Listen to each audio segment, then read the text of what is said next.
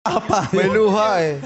umiyak ka dahil sa There It Goes!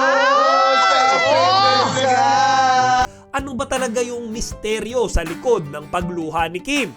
Ngayon mga kachika, merong tatlo na main reason daw. Number one mga kachika, naaalala niya raw.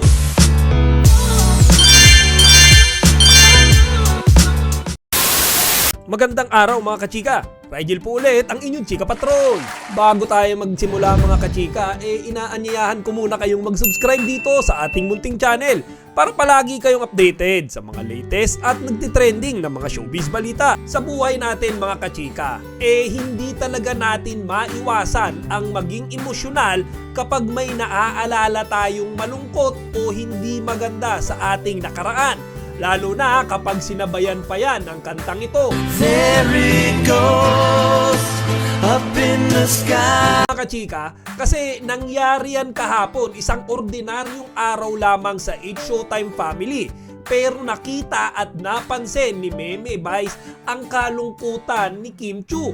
Di ba mga kachika, yung iniidolo nating si Kim Chi, tila naging emosyonal nang marinig niya ang kanta nila Vice Ganda habang sila ay naka-live sa kanilang programa. Panoorin nyo itong video na ito mga kachika. Apa, May luha eh.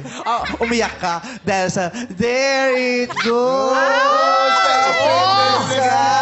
Di ba mga kachika, na yung mata niya parang kagagaling lang o katatapos lang umiyak. Napansin ko rin yan mga kachike kasi di ba kilala natin si Kim na talagang bungisgis yan Waga napaka-cherry person niya, napaka-joyful person niya, lagi lang siyang masaya. Pero nung segment na iyon ng Especially For You matapos ngang kumanta nila Vice Ganda, naluha si Kim. Kaya mga kachika, sa pangyayaring iyan, nagkaroon na naman ng bulong-bulungan sa social media, partikular na tayo mga Kim Pao fans. Ano ba talaga yung misteryo sa likod ng pagluha ni Kim?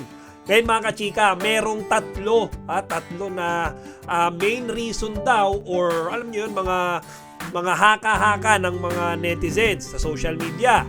Number one mga kachika, naaalala niya raw si Xian Lim. Diba? Kumbaga si Xian Lim daw siguro naaalala niya yung nakaraan niya with Xian. Natatanggapin mo na ang may ibang pangako na papako talaga.